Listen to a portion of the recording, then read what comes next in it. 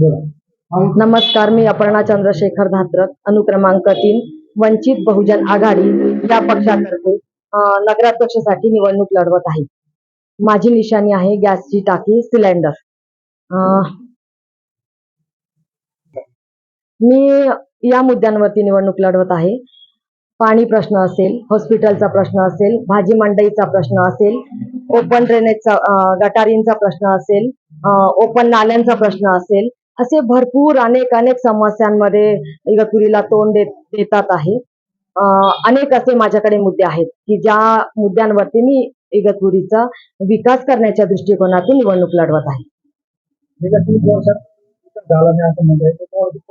हो, नक्कीच 100% खरं आहे. मी जेव्हा सर्व एरिया फिरते आहे तर सर्वांची नाराजी माझ्या समोर जी व्यक्त होते आहे, मी जे ऐकते आहे, ज्या अनेक समस्यांना लोक तोंड देतात आहे, तर मला नक्कीच समजलं की लोक किती विवंचनेत आहेत आणि त्यामुळे इगतपुरीचे सगळे नागरिक, सुजाण नागरिक हे इगतपुरी सोडून जातात आहे.